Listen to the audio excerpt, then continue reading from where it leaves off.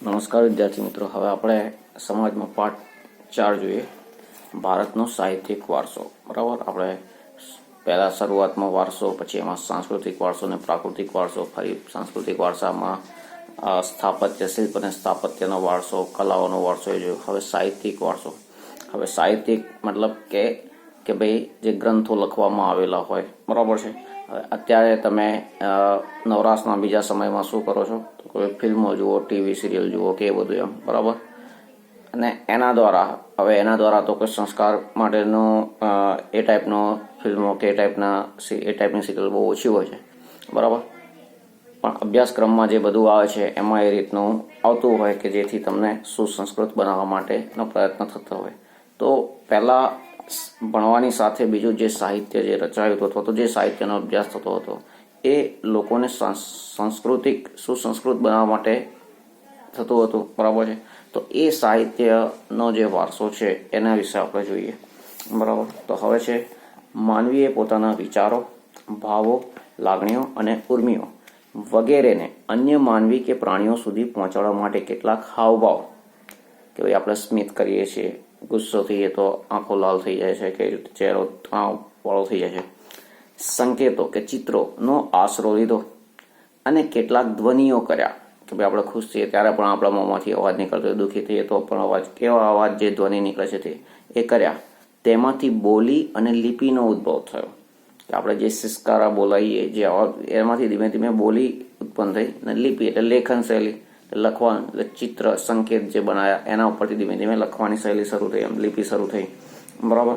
તો શું કે માનવીએ પોતાના વિચારો, ભાવો, લાગણીઓ અને ઉર્મિઓ વગેરે અન્ય માનવી કે પ્રાણીઓ સુધી પહોંચાડવા, બીજા સુધી પહોંચાડવા માટે કેટલાક હાવભાવ, સંકેતો કે ચિત્રોનો આશરો લીધો, બરાબર. કે ભાઈ દાખલા કે કોઈ કૂતરું હોય તો એ આમ લે કરીએ કે રીતે આમ આપણે સંકેત કરીએ તો પણ એ દોડીને આવી જાય છે, એમ, બરાબર. તો એવું જ એમ કે બીજા બધા માટે એમ કે જુદા જુદા સંકેતો અને ચિત્રો અને હાવભાવ, બરાબર, એનો આશરો લીધો અને કેટલાક ધ્વનિઓ કર્યા. તેમાંથી બોલી અને લિપિનો ઉદ્ભવ થયો. આ લિપિએ ભાષાના ઘડતરમાં મોટો ફાળો આપ્યો. તો બરાબર, તો આગળ બોલી, લિપિ ને ભાષા, ઘણા ત્રણેયનો અર્થ સમજતા નથી, ફર્ક સમજતા નથી. તો બોલી એટલે બોલવાનું, લિપિ એટલે લખવાની જે શૈલી છે તે, અને ભાષા, બરાબર. દાખલા તરીકે, ઉદાહરણ તરીકે પહેલાં પણ સમજાયેલું છે, ફરી એકવાર ટૂંકમાં જોઈ લઈએ. તો ભાઈ ગુજરાતી ભાષા છે, ગુજરાતમાં ગુજરાતી બોલાય છે, પણ આખા ગુજરાતમાં ગુજરાતી જે છે બધે એક સરખું બોલાય છે? તો ના, કે ભાઈ આપણે મધ્ય ગુજરાતમાં ચરોતરી ભાષા બોલાતી હોય છે ગુજરાતી જ, દક્ષિણ ગુજરાતમાં જઈએ તો સુરતી ગુજરાતી બોલાતું હોય છે, પછી આ બાજુ ઉત્તર ગુજરાતમાં જઈએ તો મહેસાણી જે ટોન જે છે એ આવતો હોય છે, બરાબર. સૌરાષ્ટ્ર બાજુ જઈએ તો એ રીતનો ટોન ત્યાં બધા બોલે છે ગુજરાતી, છતાં બધાની બોલી અલગ અલગ છે, બરાબર. ભાષા એક જ છે, બોલી એ રીતે અલગ અલગ, એટલે એ બોલી થઈ. અને આપણે જે ગુજરાતી લખીએ છીએ ક ખ ક ને બધું, તો એ લિપિ થઈ, બરાબર. તો આ લિપિએ ભાષાના ઘડતરમાં મોટો ફાળો આપ્યો. સમયાંતરે મતલબ જેમ જેમ આગળ સમય જતો એમ પોતાના વિચારો અભિવ્યક્ત કરવા માટે ભાષાનો ઉપયોગ થયો. આ ભાષાના સર્જનાત્મક પ્રયોગથી સાહિત્યનું સર્જન થવા પામ્યું. શું કેવા ઉપયોગથી? સર્જનાત્મક. કેટલીક વસ્તુ આપણે સાદા એક શબ્દ કે એક વાક્યમાં વર્ણન કરી દઈએ, બરાબર, એ જ વસ્તુને વધારે સર્જનાત્મક રીતે, બરાબર, વધારે અલગ રીતે, વિશિષ્ટ રીતે રજૂ કરવામાં આવે તો એ સર્જનાત્મક રીત થઈ, અને એમ કરતાં સાહિત્યનું સર્જન થવા પામ્યું. પ્રાચીન કાળથી ભારતીય સાહિત્ય તેની વિવિધતા અને વિવિધતા પણ ખરી, જુદા જુદા વિષય, કોઈ એકાદ બે વિષય કે એવું નહીં, ઘણા બધા વિષયો આગળ આવશે ડિટેલમાં, અને વિશિષ્ટતા, બરાબર, બંને માટે પ્રખ્યાત છે. ભારતના વિદ્વાનોએ પ્રાચીન સાહિત્યના બે ભાગ પાડ્યા છે, વૈદિક સાહિત્ય અને પ્રશિષ્ટ સાહિત્ય, બરાબર. તો આ ઉપરાંત કેટલીક લોકબોલીઓમાં, લોકભાષામાં રચાયેલું સાહિત્ય પણ પ્રચલિત હતું. તો હવે એમાં જોઈએ ભાષા અને સાહિત્ય વિશે. તો ભારતના ઇતિહાસમાં આપણે એક નજર નાખીએ તો સદીઓથી વિવિધ ભાષાઓનો ઉદ્ભવ થયેલો જોવા મળે છે, બરાબર. કે ભાઈ આપણે જુઓ કેટલી બધી ભાષાઓ છે, કે ભાઈ દુનિયામાં સૌથી વધારે ભાષાઓ, સૌથી વધારે ધર્મો, સૌથી વધારે સંસ્કૃતિ, સૌથી વધારે રીતિ રિવાજો, બોલીઓ, બધું જ તમે જુઓ તો ભારતમાં સૌથી વધુ છે, બરાબર, આખા વિશ્વમાં. તો હવે આગળ છે, તો ભારતના ઇતિહાસમાં આપણે નજર નાખીએ તો સદીઓથી વિવિધ ભાષાઓનો ઉદ્ભવ થયેલો જોવા મળે છે. આ ભાષાઓએ એકબીજા પર અસર કરી અને પ્રભાવ પાડ્યો, તેથી ભાષાઓના સમૃદ્ધ સાહિત્યમાં પરિવર્તન આવ્યું. પરિણામે નવી ભાષાઓ અને નવા નવા સાહિત્યનું સર્જન થયું. શું? નવી નવી ભાષાઓ, નવા નવા સાહિત્યનું સર્જન થયું. બરાબર. તેનું ઉત્તમ ઉદાહરણ સંસ્કૃત ભાષા છે. બરાબર. સંસ્કૃતમાં જે જલ શબ્દ છે, જલ મતલબ પાણી, બરાબર, એ તમારે ભણવાનું. તો એ હિન્દીમાં પણ જલ, આપણે ગુજરાતીમાં જળ, બરાબર, તો એ એમાંથી જ આવેલું એ રીતે છે. તેનું ઉત્તમ ઉદાહરણ સંસ્કૃત ભાષા છે. વર્તમાન સમયમાં સંસ્કૃત ભાષાનો ઉપયોગ ઓછો છે. બરાબર, કે એના અલગ કારણો છે કે કેમ એનો ઉપયોગ ઓછો થયેલો છે. પણ ધાર્મિક કાર્યો અને પૂજા વિધિઓમાં સંસ્કૃત ભાષાનો ઉપયોગ થાય છે. હવે આગળ છે, સામાન્ય રીતે માનવી માટે તો અભિવ્યક્તિ કરવાની, હવે એક સમય હતો કે જ્યારથી બહારથી જ્યારે કોઈ વિદેશીઓ જે આવતા, બરાબર, તો એ અહીંના સાહિત્ય, અહીંયા જે વૈદિક સાહિત્ય ને વિજ્ઞાન ગ્રંથોને જે બધું જે છે એનો અભ્યાસ કરવા માટે સંસ્કૃત શીખતા, ફરી સંસ્કૃત શીખી અને આ ગ્રંથોનો અભ્યાસ કરતા, એ ગ્રંથોનો એમની પોતાની ભાષામાં ભાષાંતર કરતા અને પછી એ વિદેશમાં એનો પ્રચાર પ્રસાર કરતા. બરાબર. તો સંસ્કૃત ભાષા એમને શીખ. હવે આપણે અહીંયા ગાડી એવું છે કે અત્યારે સંસ્કૃત ભાષા કે શું કહેવાય, ઓપ્શનલ બનાવી દીધી છે. ઓપ્શનલ મતલબ કે વૈકલ્પિક, મતલબ એ તમારે ના રાખવું હોય તો બીજો વિકલ્પ છે. બરાબર, કેવું એમ, એ ફરજિયાત નથી. બરાબર. અને ઘણી કેટલીક ટેકનિકલ સ્કૂલો જે હોય છે, બરાબર, તો ત્યાં ટેકનિકલ સબ્જેક્ટ ભણાવતો હોય છે, તો ત્યાં ઓપ્શનલ પણ નથી હોતું, ત્યાં રાખવાનું જ નથી હોતું. બરાબર. તો કહેવાનો મતલબ કે આપણે ભણવામાં જ જે 9મા સુધી તમારે આવતું હોય એ 10મામાં કોઈ રાખે ના રાખે, અને પછી આગળ પછી જે આર્ટ્સ લે અને સંસ્કૃત ભણે તો ઠીક છે, બાકી ભણવાનું રહેતું નથી. એટલે મોટે ભાગે આપણે સંસ્કૃતથી ધીમે ધીમે દૂર થતા ગયા. શિક્ષણ નીતિ એ રીતે રહી. બરાબર, શીખથી, અને આખા દેશમાં એ રીતે થતું ગયું. હવે આગળ છે, તો શું કહ્યું કે ભાઈ વર્તમાન સમયમાં સંસ્કૃત ભાષાનો ઉપયોગ ઓછો છે, પણ ધાર્મિક કાર્યો અને પૂજા વિધિઓમાં સંસ્કૃત ભાષાનો ઉપયોગ થાય છે. સામાન્ય રીતે માનવી માટે તો અભિવ્યક્તિ કરવાની અને ઝીલવાની, મતલબ સામે આપણે સમજવાની, સામેવાળો જે એની ઉત્તમ તક ભાષા જ પૂરી પાડે છે. પ્રાચીન ભારતની લિપિ હડપ્પા સમયની છે. ક્યારની છે? હડપ્પા સમયની. આ લિપિ આજે પણ ઉકેલી શકાય નથી. કે ભાઈ ઘણા બધા ચિત્રોમાં કે એવું બધું લખેલું હોય કે, બરાબર, તો એ લીટીઓને ઉપર નીચે આડી અવડી જે બી લાઈન જે બધું હોય છે, અને અત્યારે બી કેટલાક અવશેષો પર એવું લખાણ એવું મળી આવે, તો એ શું કહેવા માંગે છે, શું છે, કારણ એ ભાષાનો કોઈ જાણકાર છે નહીં. બરાબર. તો એ લિપિ આજે પણ ઉકેલી શકાય નથી. તે સમયના લોકોની ભાષા કઈ હશે તે માહિતી હજુ પ્રાપ્ત થઈ શકી નથી. કયા સમયની વાત છે? હડપ્પા. બરાબર. હવે આગળ છે, મહર્ષિ પાણીની, જે અહીંયા બધા બહુ જ બધા નામો આવશે, સાહિત્યના નામો, એના રચેતાના નામો, બરાબર, એના ટીકાકારના નામો, તો બધા નામો યાદ રાખવાના છે. બરાબર. મહર્ષિ પાણીની સંસ્કૃત ભાષાના મહાન વ્યાકરણ શાસ્ત્રી હતા. તો વિકલ્પમાં ખરેખરમાં આવે કે સંસ્કૃત ભાષાના મહાન વ્યાકરણ શાસ્ત્રી કોણ હતા? તો મહર્ષિ પાણીની. નીચે લીટી કરી દો. તેમણે અષ્ટાધ્યાયી ગ્રંથની રચના કરી. કયો ગ્રંથ? અષ્ટાધ્યાયી. ઈસવીસન પૂર્વે, એટલે પૂર્વે મતલબ પહેલા, 4થી સદીમાં, મતલબ કે ઈસુ ખ્રિસ્તના જન્મના, બરાબર, કે ભાઈ 300 વર્ષ પહેલા, 4થી સદી મતલબ કે 300 વર્ષ પહેલા એમ, એટલે એ 300 વર્ષ પહેલાનો સમયનો જે છે એ 4થી સદી થઈ એમ, ઈસવીસન પૂર્વે એમ. બરાબર. તો ઈસુ ખ્રિસ્તના જન્મના 300 વર્ષ પૂર્વે પહેલા સંસ્કૃત ભાષાને આર્ય ભાષા એટલે પેલી અષ્ટાધ્યાયી ગ્રંથની રચના કરી. પછી હવે આગળ છે, સંસ્કૃત ભાષાને બીજું શું? આર્ય ભાષા કે ઋષિઓની ભાષા કે વિદ્વાનોની ભાષા કહે છે. આજના સમયમાં પણ વિશ્વ કક્ષાએ સર્વસ્વીકૃત, ખાસ કરીને કમ્પ્યુટર ક્ષેત્રે બની છે. ફરી આગળ છે, સંસ્કૃત ભાષા મુખ્યત્વે ધર્મ, તત્વજ્ઞાન, જ્ઞાન અને વિજ્ઞાનની ભાષા હતી. શેની ભાષા? ધર્મ, તત્વજ્ઞાન, જ્ઞાન અને વિજ્ઞાનની ભાષા. બરાબર. હવે આગળ જોઈએ, પ્રાચીન ભારતીય સાહિત્ય. તો એમાં પહેલું છે વેદો. તો વેદોનો અર્થ જ્ઞાન થાય છે. શું છે વેદોનો અર્થ? જ્ઞાન. બીજું કે ભાઈ ભારત જે છે, ભા એટલે પણ જ્ઞાન થાય, અને રત એટલે એમાં ઓતપ્રોત થયેલું હોય જ્ઞાન, એટલે જે જ્ઞાનમાં ઓતપ્રોત થયેલું છે, જે જ્ઞાનની શોધમાં લાગેલું છે, બરાબર, એવો પ્રદેશ એ ભારત. બરાબર. તો એ રીતે પણ ભારત નામ છે. તો હવે છે વેદનો અર્થ થાય છે જ્ઞાન. વેદો 4 છે. પહેલું ઋગ્વેદ, બીજું સામવેદ, ત્રીજું યજુર્વેદ, ચોથું અથર્વવેદ. ભારતીય સાહિત્યનું પ્રાચીનતમ પુસ્તક, શું? જૂનામાં જૂનું પુસ્તક ઋગ્વેદ છે.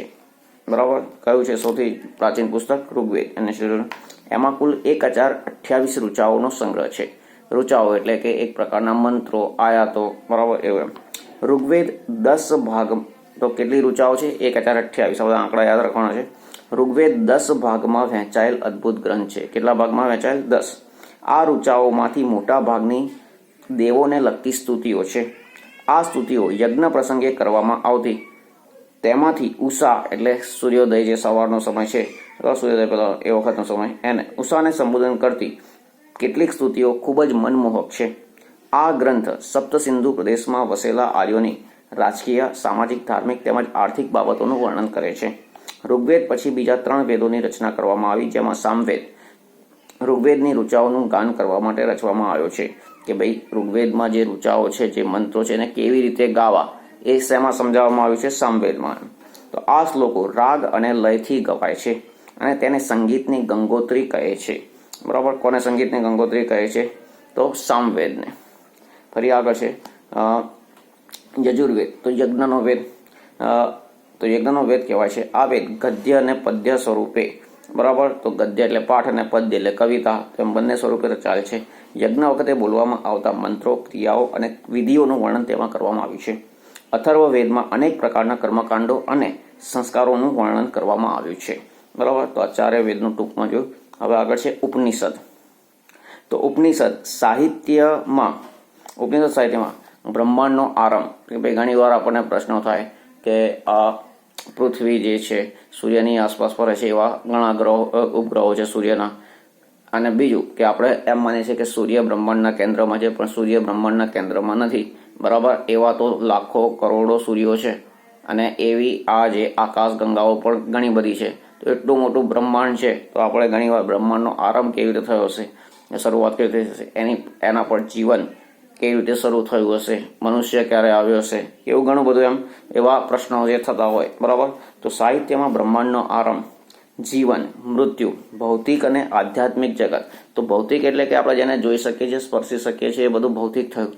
જે આપણે નથી જોઈ શકતા, બરાબર, કે જે એવું, એ આધ્યાત્મિક બાબતો થઈ બધી. બરાબર. તો ભૌતિક અને આધ્યાત્મિક જગત, જ્ઞાન, પ્રકૃતિ અને બીજા અનેક દાર્શનિક પ્રશ્નોનું વિવેચન કરવામાં આવ્યું છે. કે જેમાં દાર્શનિક પ્રશ્નો એટલે એમાં મૂલ્યો, આદર્શોને લગતા પ્રશ્નો હોય અને બરાબર, તો એવા બધા પ્રશ્નો, એ બધું દાર્શનિક પ્રશ્નો થયું. બૃહદારણ્ય અને છાંદોગ્ય શરૂઆતના ઉપનિષદો છે. શું? ઉપનિષદોમાં ઘણા છે, એમાં બૃહદારણ્ય અને છાંદોગ્ય એ શરૂઆતના ઉપનિષદો છે. ઉપનિષદો સંવાદના સ્વરૂપમાં છે. સંવાદ એટલે ડાયલોગ, વાતચીત. બરાબર.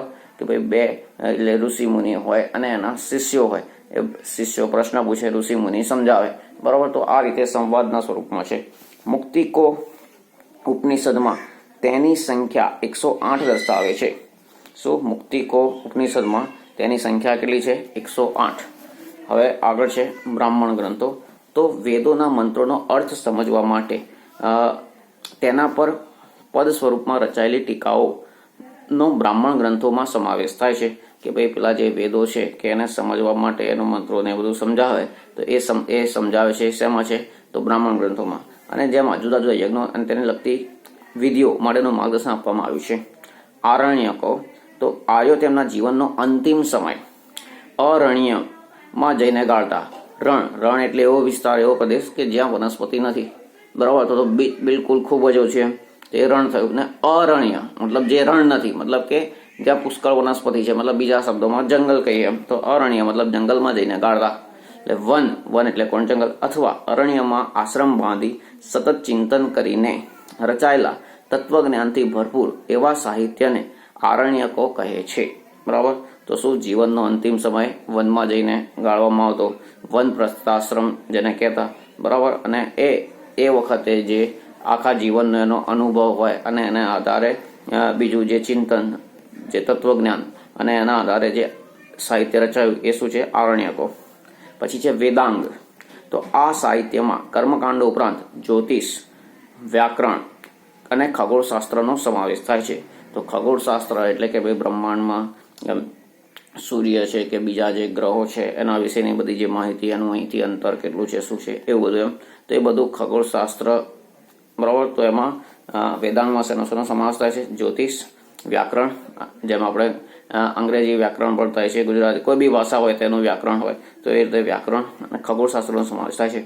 ભારતના બે મુખ્ય મહાકાવ્યો રામાયણ અને મહાભારત છે. તેઓ પ્રાચીન ગ્રંથો છે.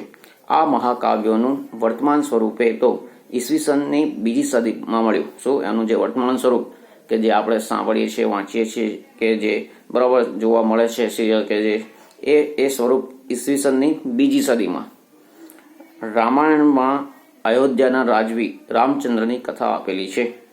આ મહાકાવ્ય મહાભારત કરતાં ઘણું નાનું છે. બરાબર. શું રામાયણ એ મહાભારત કરતાં ઘણું નાનું છે. તેમાં અનેક દિલચસ્પ ઘટનાઓ તથા સાહસોનું વર્ણન કરાયેલ છે. મહાભારતમાં લગભગ 1,00,000 શ્લોક છે. કેટલા? 1,00,000. તે વિશ્વનો સૌથી મોટો કાવ્ય ગ્રંથ છે.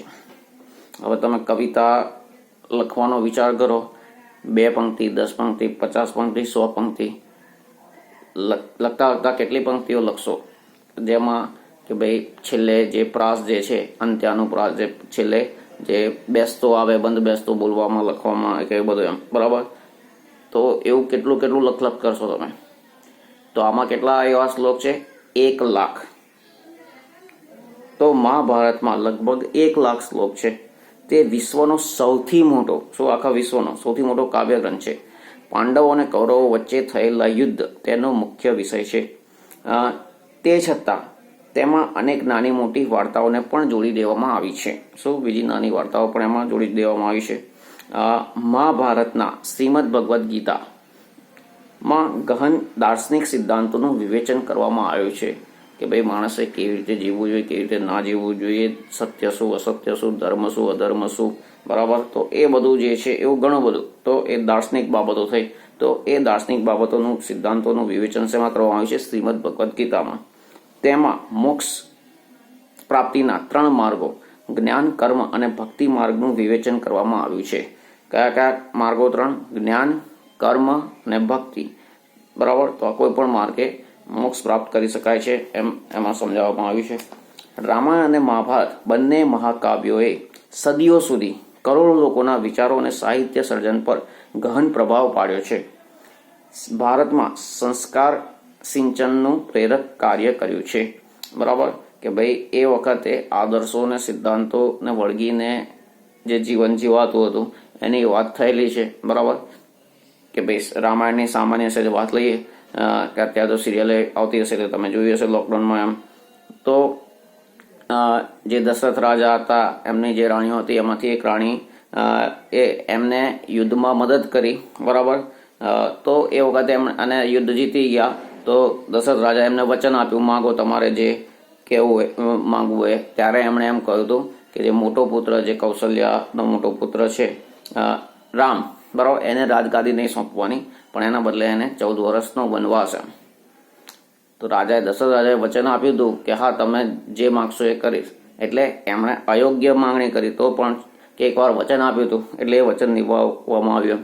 તો એવું એમ કે ભાઈ સિદ્ધાંતો, વચન, પોતાના બોલેલા જે શબ્દો છે એને વળગી રહેવાનું, આવું બધું ઘણી બધી પ્રેરક પ્રસંગો એમાં આવી જાય છે. બરાબર.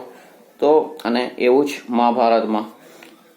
તો રામાયણ અને મહાભારત બંને કાવ્યો સુધી અને બીજી વસ્તુ કે આ બધી જે એમાં પ્રસંગો આવે છે એના આધારે બીજું ઘણું બધું સાહિત્ય રચાયું. બરાબર. પછી દાખલા તરીકે પેલી ભવાઈ કે નાટકો કે આ બધું થતું હોય એમાં પણ આ બધું વણી લેવાતું હોય. એટલે કે લોક સંસ્કાર માટેનું કાર્ય એના દ્વારા થતું હતું. બરાબર. અત્યારે લોક સંસ્કાર કોના દ્વારા થાય છે? બિગ બોસ દ્વારા અને ફિલ્મો દ્વારા. અને કેવા થાય છે તમે જાણો છો. તો રામાયણ અને મહાભારત બંને મહાકાવ્યોએ સદીઓ સુધી કરોડો લોકોના વિચારો અને સાહિત્ય સર્જન પર ગહન પ્રભાવ પાડ્યો છે. ભારતમાં સંસ્કાર સિંચનનું પ્રેરક કાર્ય કર્યું છે.